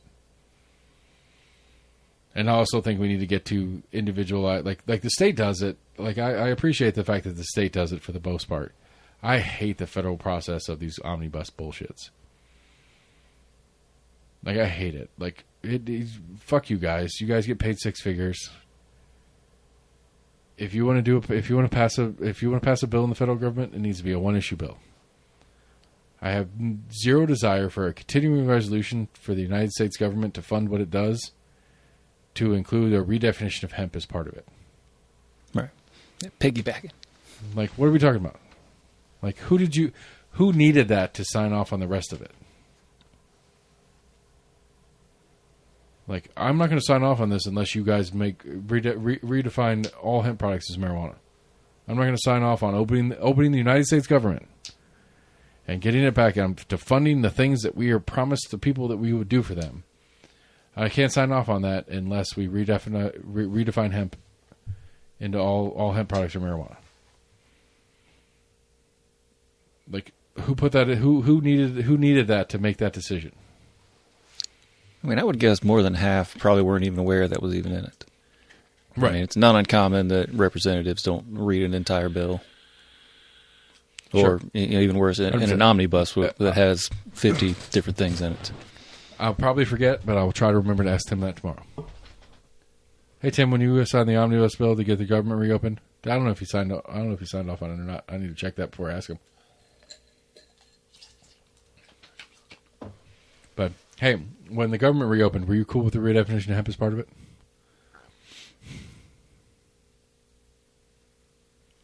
I would assume. I would assume the vote breakdown. I think most voted to reopen the government.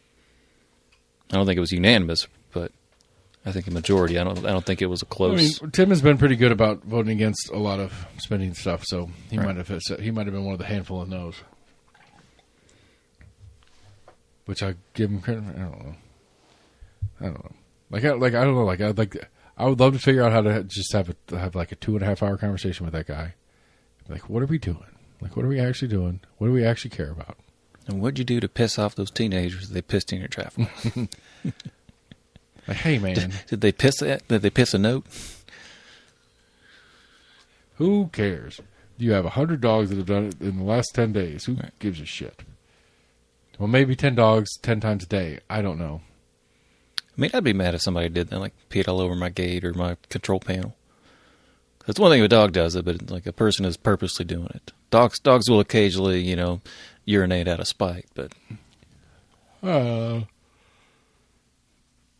know. I don't know why I don't know why anybody would pee on something like that. Anyway, I agree, it's rude, but it's also not something like, I don't know, like, you sought this job out. And one of the consequences of having this job is some people don't like you. And they might do some petty shit. Like, if it's a real threat, okay, let's talk about it. They didn't do any real damage to your stuff. You're a big boy. They could have fried some electronics. You're a big boy. You've got your Carhartt on. You can wash your hands. You'll be all right. I mean, I have children. I've been peed and pooed on. I'm not dead yet. Right. I guess most of their pee and poo is full of the flora and bacteria and stuff that I'm full of all the time anyway, so I guess it's probably 6 or half dozen to me. A stranger's pee and poo is grosser and different than mine. But still, I have soap and I have a sink. I'm okay. Like, the amount of shit that I fish out of toilets for my kids. Earbuds. Like, ew. You just stick your head in there, take it out. and then you wash your hands. It's not that big a deal. Don't get one of those gloves that they use for like cows that like go up to your shoulder. Yeah, no, it's not that big a deal. I stick my hand in the toilet and I grab it out. Yeah. And then I wash my hands because soap works. I mean, it's the same water that comes out of the tap. That's just going through toilet pipes. Well, there's... yes. But I've stuck my hand in toilets full of pee and stuff too because I had to. Yeah. I didn't have to. I could have gone and found a glove. We have rubber gloves around this house. Just didn't have the option to flush it without losing it. All the rubber gloves are not my size, and so I just stick my hand. It's not that big a deal. Get over it. We're not dead yet. Like, one of my favorite things to do is pee outside. I love peeing outside. I kind of like pooing outside sometimes, too. It's fun. Not really. Pooing outside's uncomfortable. Yeah, it's a little uncomfortable. I just got old man legs, and I can't squat for that long. Like, if I could squat longer, I'd be okay with it. Wow. I just remembered that this might be the first podcast of us that some stranger is listening to. You're welcome, everybody. I'm exhausted, and I've had a pretty strong rum cocktail, so. Yum, yum. You're welcome. I'm trying to think of other local happenings that, like...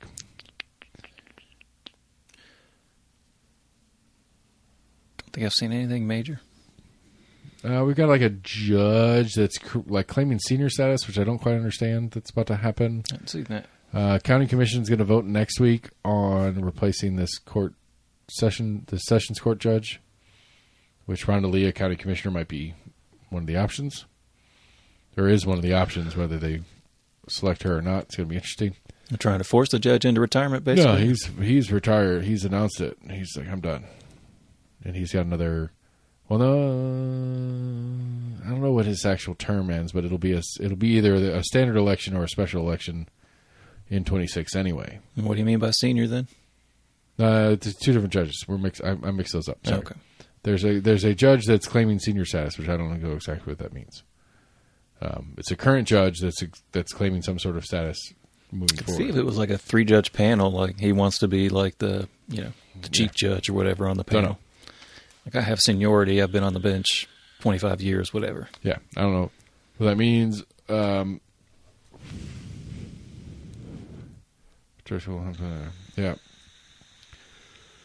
But County Commission is voting this coming week on the replacement for a Sessions Court judge, different judge. Sorry, I kind of ran those into each other.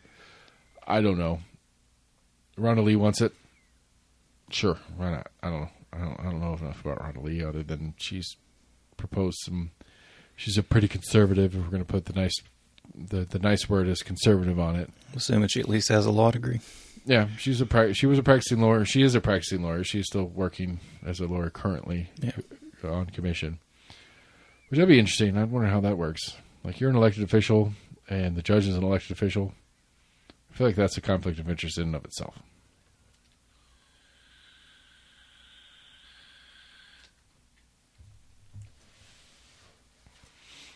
To vote on, I guess, allowing it, whatever. Well, I mean, I'm assuming she's going to abstain from voting on it. No. But just the idea of, like, if you're a practicing attorney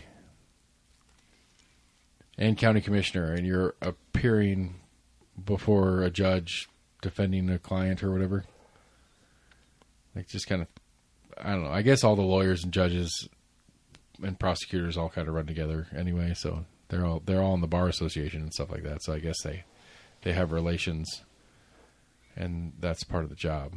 To an extent, but they also have ethical guidelines. They're required to recuse themselves if there is a conflict. Right, but I'm saying, like, the fact that you're employed, the fact that you're employed by the Knox County and I'm employed part-time by Knox County, does that count as a conflict of interest? Like, you're employed full-time. It depends on, like, the level of it. If you're similar departments. I'm going to say, okay, so you're employed full-time by Knox County. I am employed part-time by Knox County, and I approve the budget that pays your salary. My client is not guilty of this charge, Your Honor. I feel like there's a little weight there that doesn't need to be there, but it's going to be there whether anybody wants to be there or not. Yeah, I kind of see your point. So in that example, that's one of my best quick hypotheticals on the moment. I feel pretty good Not about bad. that one. I'm proud of that one.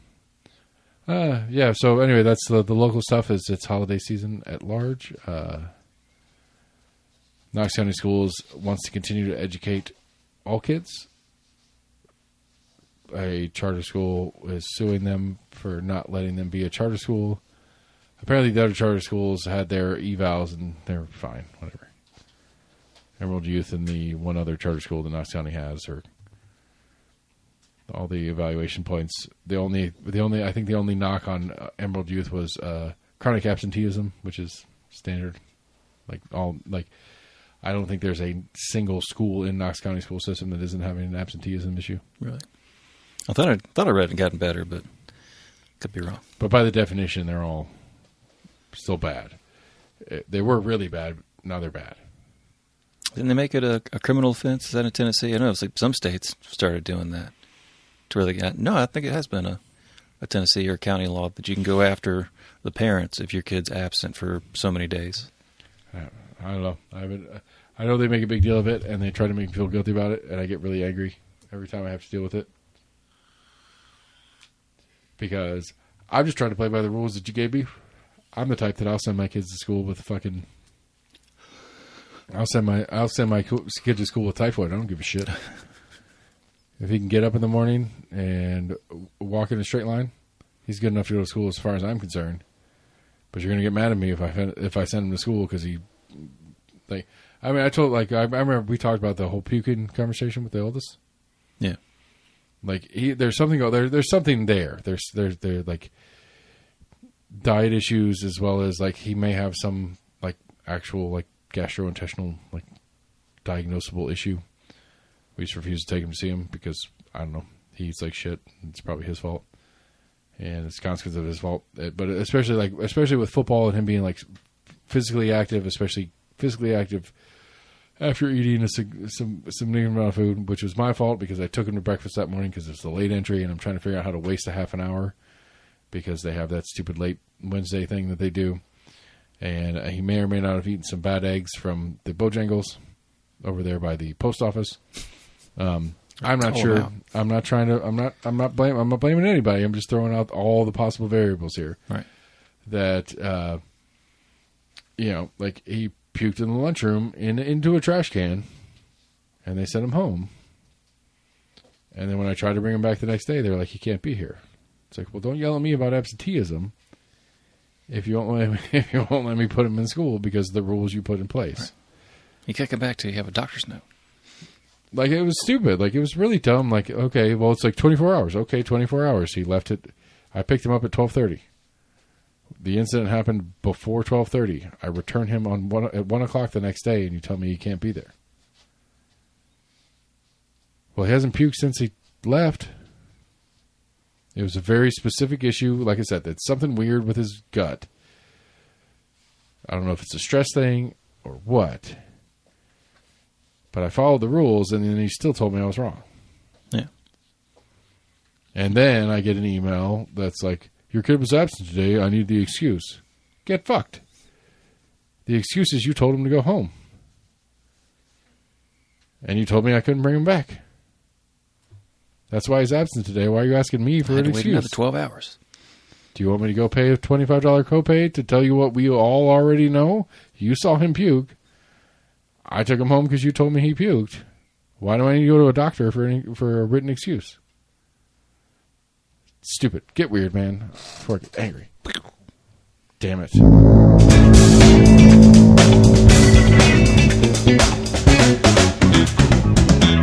So for Christmas, if anybody wants to get me some like of those little mini Post-it notes that I can put next to my buttons so that I get them right, almostnearme@gmail.com.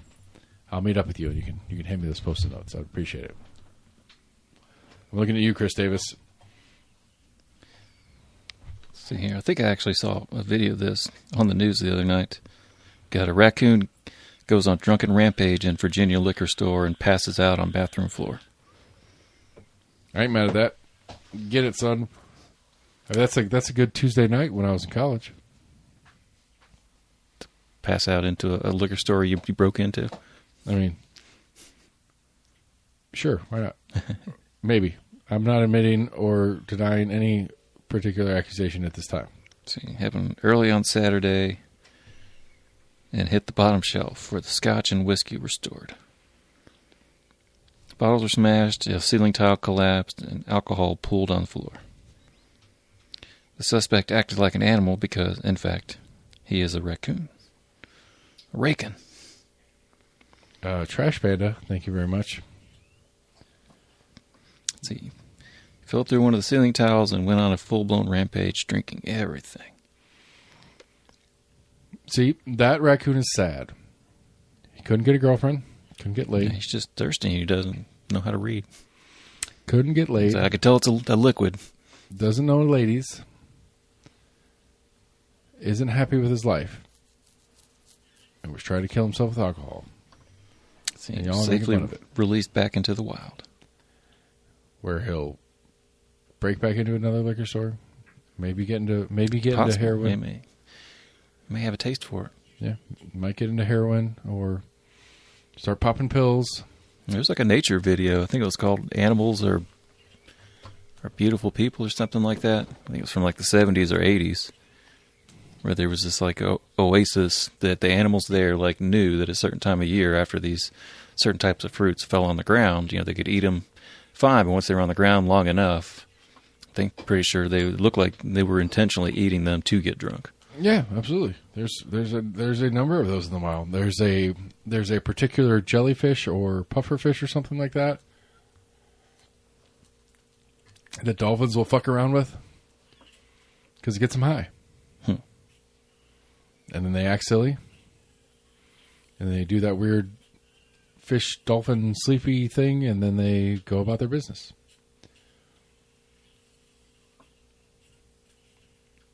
Listen, there is something truly innate about the general existence of any sort of consciousness that every once in a while, it's okay to take a little escape from it. Like, I wish I could smoke weed, dude. I really do. It sounds so cool. I'm so jealous. Like, truly jealous. It hurts my, like, it Jelly belly. I am. Like, I really am. Like every description from somebody who uses somewhat frequently, but not like super frequently, like not like super stoner. Like, it sounds nice. It sounds like it would be fun, and I would enjoy it. And every time I've tried to, microdosing an edible or something. Every time I've tried to, it's been miserable. Yeah. You've been a part of most of them. It's not that it's your fault that it's miserable. Maybe it is your fault. I don't know. Maybe. There's a lot of factors. Like, or potential factors. Lady Max, when we were at camp, was like, "All right, we're all gonna pass this around." And it's like, okay, I will just take it and pass it to the next person. She's like, "Don't be a pussy." And it's like, do you want me to just throw up everywhere and then be a miserable sack for the next 3 hours? She's like, no. And it's like, well, then don't pass it to me. Yeah. I understand what it does to me. I've done it.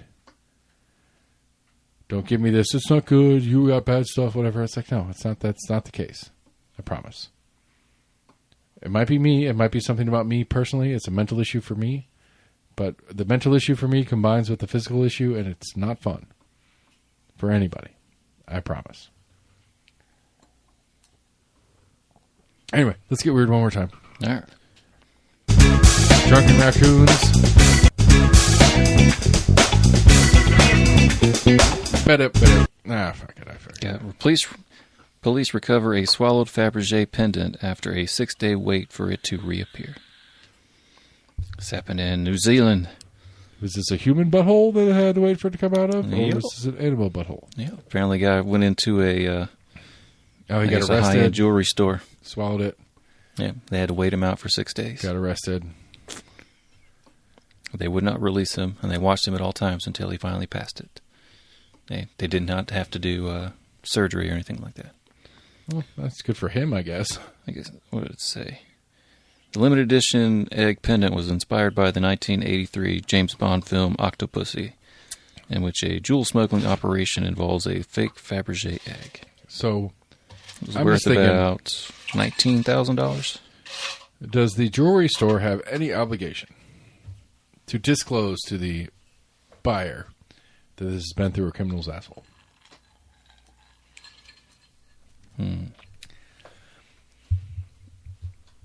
Or is it a fun marketing pitch from the jewelry store?